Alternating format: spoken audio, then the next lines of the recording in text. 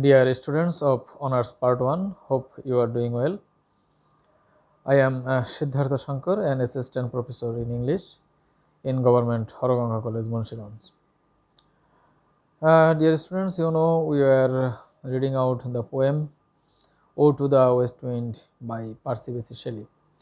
We have already discussed on the first two cantos of the poem, and today we will start our reading from Canto 3.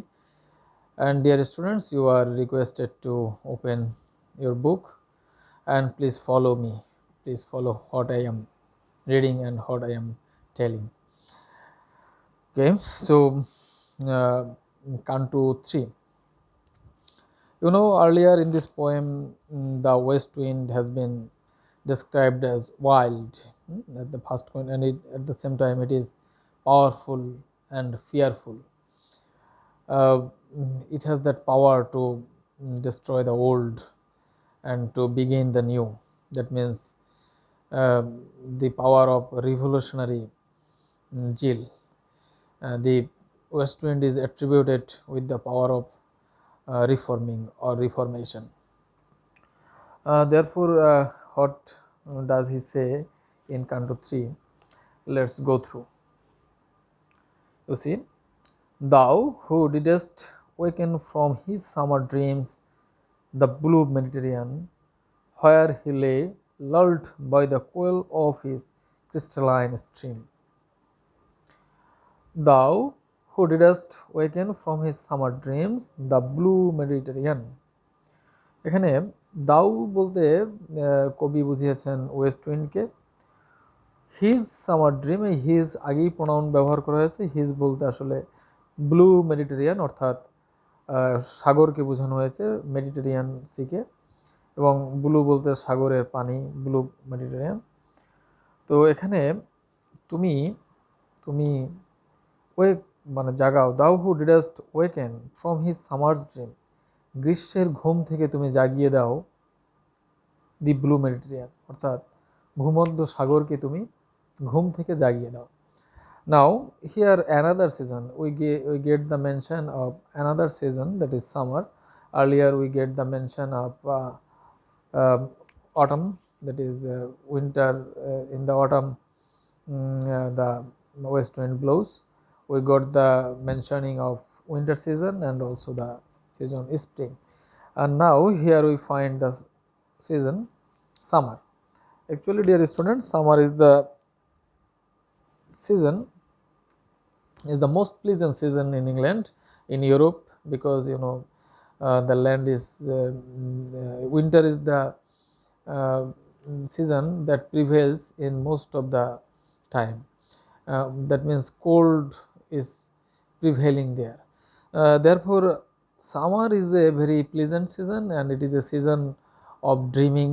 That means in this season the living and non-living things feel better. Especially the living things feel better, the people feel better, the weather also changes and people enjoys the time. And কাজেই এই সময়টা হলো ড্রিমের সময়, স্বপ্নের সময়, ঘুমের সময়, অর্থাৎ ভালো সময়।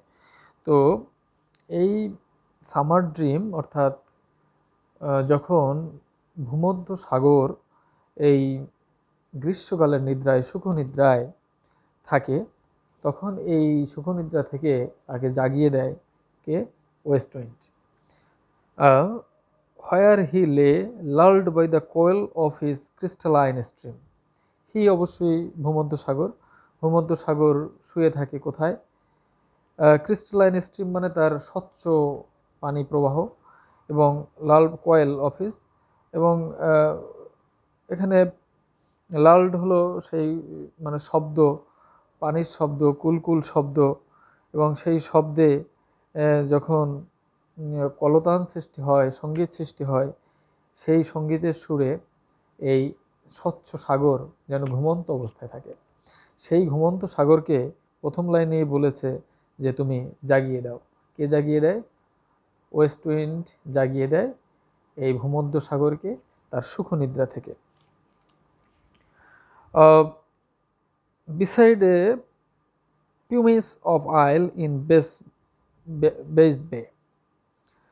বেস বে হলো আগ্নেয়গিরি থেকে উৎপন্ন যে সমস্ত দ্বীপ উপদ্বীপ, সেই উপদ্বীপের পাশে যে সুন্দর সাগর আছে, beside a Pumice Isle in Bass Bay. Bass Bay আগ্নেয়গিরি থেকে সৃষ্ট উপদ্বীপের পাশে যে সুন্দর সাগর রয়েছে, সেই সাগরগুলিকে তুমি তোমার দারুণ শক্তিতে, তোমার ওয়াইল্ড পাওয়ার দিয়ে, তোমার ভীতিকর ফিয়ারফুল পাওয়ার দিয়ে তুমি তাদেরকে জাগিয়ে দাও।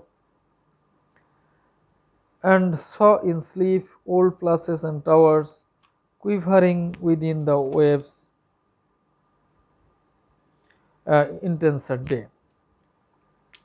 Okay, let's read these lines again. And saw in sleep old places and towers quivering within the waves intenser day. তো এখানে কবি বলেছে যে সেই যে দ্বীপকে তুমি জাগিয়ে দাও, দ্বীপের পাশে যে সমুদ্র, এবং এই সমুদ্রের মধ্যে রয়েছে আসলে জাগিয়ে দেওয়ার কারণ কি, সেখানে আসলে কি রয়েছে, সমুদ্রের মধ্যে কি রয়েছে, what is there under the sea, সে কথাটাও এখানে কিন্তু কবি বলেছেন যে and saw in sleep old palaces and towers quivering within the waves intenser day. Intenser day হলো দিন যত ঘনত্ব, দিনের ঘনত্ব বলতে আমরা এখানে বুঝি পুরনো দিন যত গিয়েছে, যত দিন অতিবাহিত হয়েছে, সেই দিনের কালের গহ্বরে সেই সাগরের নিচে ছিল প্যালাস এবং টাওয়ার। সাগরের নিচে মানব সভ্যতার অনেক টাওয়ার এবং অনেক প্যালাস রয়েছে, এবং সেই টাওয়ার এবং প্যালাসগুলি নিয়ে ভূমধ্যসাগর শকুনি নিদ্রায় আচ্ছন্ন। সেই সাগরকে কিন্তু আমাদের ওয়েস্ট উইন্ড জাগিয়ে দিচ্ছে।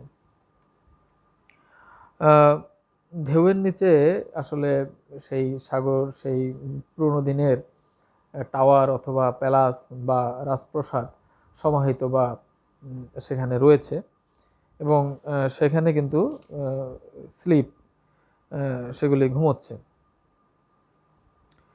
All overgrown with azure moss and flowers. এবং সেই টাওয়ারগুলির কথা একটু বর্ণনা করা হয়েছে যে টাওয়ারগুলি যেহেতু অনেক পুরনো হয়েছে, তার মধ্যে জলজ বিভিন্ন মস এবং ছত্রাক জন্মেছে, এবং সেই ছত্রাকেও ফুলও ফুটেছে। তার মানে সমুদ্রের নিচে একটা সৌন্দর্যের কথা এখানে বলা হয়েছে, একটা শান্ত সমাহিত সমুদ্র, যার বুকে রয়েছে, যার গভীরে রয়েছে দীর্ঘদিনের পুরনো প্রাসাদ, টাওয়ারে ফুটে রয়েছিল বিভিন্ন ধরনের ফুল এবং ছত্রাক, জলজ ফুল এবং ছত্রাক। সেই ঘুমন্ত টাওয়ারকে সেই সুখনিদ্রা থেকে জাগিয়ে তুলছে কে? West wind.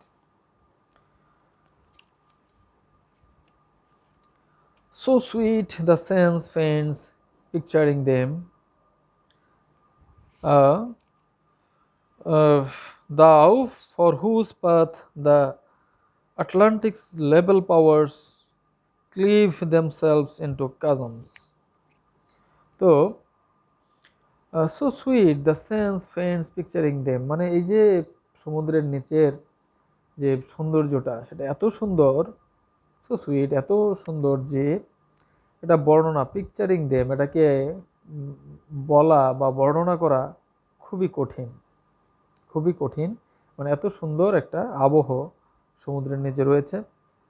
For whose path the Atlantic's, thou for whose path the Atlantic's level powers cleave themselves into chasms. তো তুমি কি করো, দাও তুমি পথ তৈরি করে দাও, for whose path the Atlantic level powers cleave themselves into chasms, মানে আটলান্টিক সাগর তার বুকে যে ঢেউ তৈরি করে, এখানে ক্লিপ দেমসেলভস ইনটু ক্যাজম অর্থাৎ উঁচু ঢেউ এবং নিচু ঢেউ, এই ঢেউয়ের মাঝখান থেকে, এই ঢেউয়ের মাধ্যমে যে পথ তৈরি হয়, তুমি সেই ঢেউয়ের সৃষ্টির মাধ্যমে আটলান্টিক ওশন থেকে, মহাসাগর থেকে তুমি একটা পথ তৈরি করো, এবং কি করো, while far below the sea blooms and the oozy woods which were the sapless foliage of the ocean. তো এবং এই তুমি একটা পথ তৈরি করো সাগরের মাঝখান থেকে, ঢেউয়ের মাধ্যমে, উঁচু নিচু ঢেউ সৃষ্টির মাধ্যমে পথ তৈরি করো, এবং while far below, এবং তুমি এই পথের মাধ্যমে তোমার তুমি যে বাতাস তুমি বয়ে নিয়ে যাও, বাতাসের মাধ্যমে তুমি এই সাগরের ঢেউকে বা পানিকে তুমি নিয়ে যাও। কোথায় নিয়ে যাও? The sea blooms and oozy woods which are the sapless foliage of the ocean. তুমি এই ঢেউয়ের মাধ্যমে নাড়া দিয়ে যাও সেখানে, যেখানে সমুদ্রের নিচের পরিবেশ এখানে আবার বর্ণনা করা হয়েছে। The oozy woods which wear the sapless foliage of the ocean. Oozy woods হলো জলজ বিভিন্ন তোমার গুল্ম বা বিভিন্ন গাছপালা। জলের নিচে অবশ্য গাছপালা নাই, এখানে গুল্ম বা শৈবাল জাতীয় যে উদ্ভিদগুলি আছে সেগুলি আছে। তো সেইগুলিকে নাড়া দিয়ে যায়, এবং তার যে স্যাপলেস ফলিয়েজ আছে, ফলিয়েজ মানে পত্রপল্লব আছে, স্যাপলেস হলো রসহীন। তো যেখানে আসলে সমুদ্রের নিচের গাছের বিভিন্ন পাতাকে বুঝিয়েছে, সেই পাতাগুলিকে তুমি নাড়া দিয়ে যাও, দোলা দিয়ে যাও। সেই পাতাগুলির কথা খুব সুন্দরভাবে এখানে বর্ণনা করা হয়েছে। এখানে সি ব্লুমস বলা হয়েছে, হ্যাঁ, মানে এখানে জলজ ফুলকে বোঝানো হয়েছে। ওজি উডস বোঝানো হয়েছে, মানে যেগুলি রসালো গুল্ম, এবং সেই গুল্মের বা গাছের যে সমস্ত পাতা আছে সেই পাতাগুলিকে তুমি দোলা দিয়ে যাও, কি হয়ে যায় তখন? নো দাই ভয়েস, হ্যাঁ,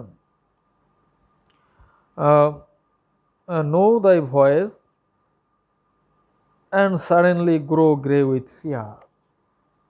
মানে ওয়েস্ট উইন্ড, তুমি যখন এই আটলান্টিক ওশান হয়ে ঢেউয়ের পথ তৈরির মাধ্যমে তুমি পরিক্রমায় চলে যাও ভূমধ্য সাগরে, এবং উঁচু নিচু যে বড় বড় ঢেউ তৈরি করো, সেই ঢেউয়ের মাধ্যমে তোমার তলদেশে যে আলোড়ন তৈরি হয়, সেই আলোড়নে সমুদ্রের তলদেশের যে সমস্ত গুল্ম রয়েছে, পাতা রয়েছে, সেগুলির মধ্যে একটা আলোড়ন তৈরি হয়, এবং তারা বুঝতে পারে something is there on the surface of the ocean, ওশানের সারফেসে কিছু রয়েছে। তার মানে আমরা সেকেন্ড স্ট্যান্ডায় বা সেকেন্ড কান্টুতে আমরা দেখেছিলাম যে the effect of west wind on the sky and on the surface of the ocean. ওশানের উপরিভাগে এবং আকাশে তার যে একটা তাদের যে ওয়েস্ট উইন্ডের যে প্রভাবটা রয়েছে, সেখানে ইট ওয়াজ ভেরি মাচ ফিয়ারফুল, খুব ভীতিকর একটা প্রভাব আমরা কান্টো টুতে দেখেছি। তো আমরা তৃতীয় কান্টোতে এসে দেখলাম যে এটা শুধুমাত্র আকাশ এবং সাগরের উপরিভাগ নয়, rather it goes in the bottom of the C, মানে সির যে তলদেশে সেখান পর্যন্ত কিন্তু এই ওয়েস্ট উইন্ডের প্রভাব চলে যাচ্ছে। তার মানে west wind has its effect both on the surface of the earth, on the ocean, in the sky and in the bottom of the sea, এবং সমুদ্রের তলদেশ পর্যন্ত এর প্রভাব বলয় বিস্তৃত। It is so much powerful, it is so much fearful, it is so much মাইটি।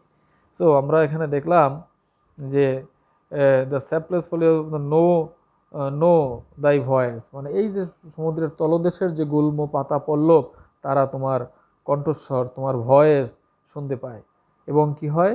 And suddenly grow grey with fear, এবং যখনই তোমাকে তোমার পদধ্বনি শুনতে পায়, তোমার কে বুঝতে পারে যে ইউ আর ব্লোয়িং, তুমি যখন বইছো এটা যখন বুঝতে পারে, তখন তারা কিন্তু ভয়ে বিবর্ণ হয়ে যায়, ধূসর হয়ে যায়। গ্রো গ্রে উইথ ফিয়ার, এই পানির নিচের জলজ আগাছাগুলি, ফুলগুলি বা সেই আগাছার পাতাগুলি, এগুলিও ভয়ে বিবর্ণ হয়ে যায়। যেমন মাটির উপরের পাতাগুলি যেমন এই ঝরে যায়, পড়ে যায়, একইভাবে আকাশ থেকে যেমন বৃষ্টিকে ঝরিয়ে দেয়, এরকম পানির নিচের থেকে অনেক পানির গভীর পর্যন্ত কিন্তু এই সমুদ্রের গভীর পর্যন্ত ওয়েস্ট উইন্ড তার প্রভাবকে বিস্তার করছে। এবং কি করে তখন? গ্রে উইথ ফিয়ার, ভয় পেয়ে যায়, অ্যান্ড ট্রিম্বল অ্যান্ড ডেসপয়েল দেমসেলভস, তখন কিন্তু এগুলি ভয়ে কাঁপে। হ্যাঁ, সমুদ্রের নিচেও বাতাসের প্রভাব গিয়ে তৈরি হচ্ছে, প্রভাব পড়ছে, ওই গাছগুলি কাঁপছে, অ্যান্ড ডেসপয়েল দেমসেলভস, এবং তাদেরকে নষ্ট করছে বলতে পাতা ঝরিয়ে দিচ্ছে, ডালপালা ভেঙে যাচ্ছে, মানে সমুদ্রের নিচেও এর সমান প্রভাব। So the west wind is very much powerful, very much it is very mighty and fearful. So it has its effect on the surface of the earth, in the sky, on the surface of the ocean and in the bottom of the ocean. সব জায়গায় এই West উইন্ডের যে তাণ্ডব, যে প্রভাব, যে terrible effect, এটা কিন্তু রয়েছে। এবং this is destructive in one sense, and again in another sense it has the power to construct new beginning or new germination, or it has the power for new vegetation, নতুন উৎপন্ন, নতুন কিছু তৈরির যে প্রভাব, যে ফল, এটা কিন্তু এর আছে। they spoil themselves, এভাবেই কিন্তু নিচের সমুদ্রের গভীরে এর আগাছাগুলিও কিন্তু এই ওয়েস্ট উইন্ডের প্রভাবে ক্ষতিগ্রস্ত হচ্ছে বা নষ্ট হচ্ছে।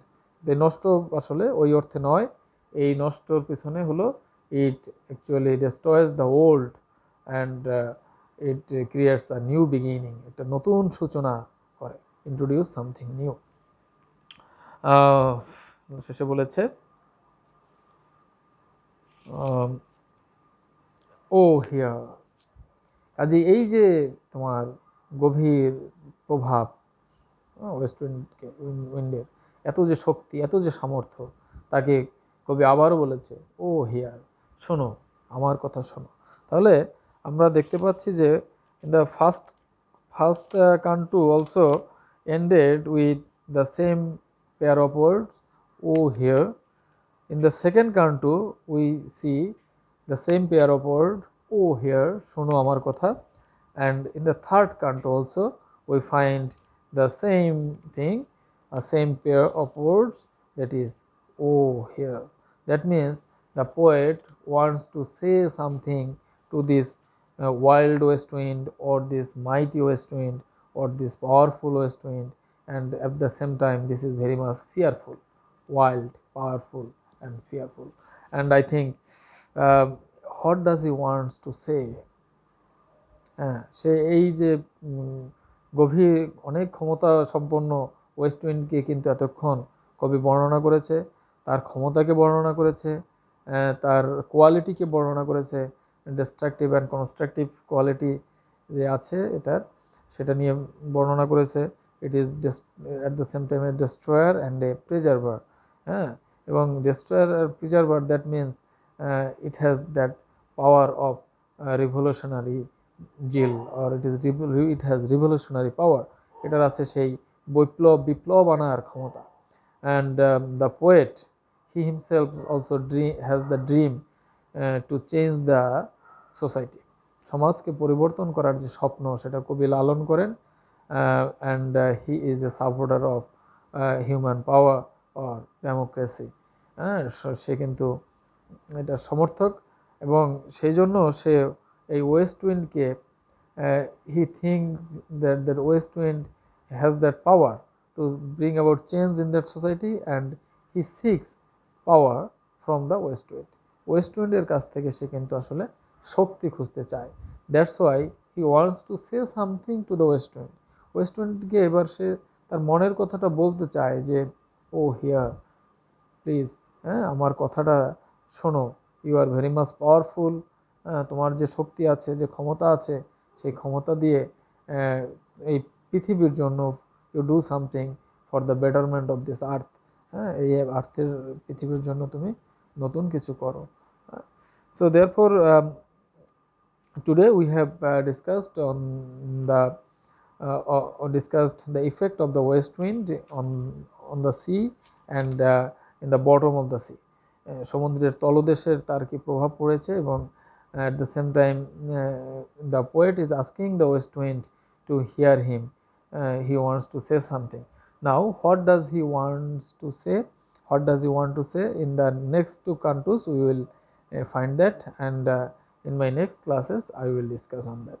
Dear students, hopefully you have enjoyed this session and you are requested to listen to the lectures regularly, and you better read yourself in your residence, because you see the classes are postponed. This is the only way to communicate with you. So you stay fine, you stay safe and sound. Thank you.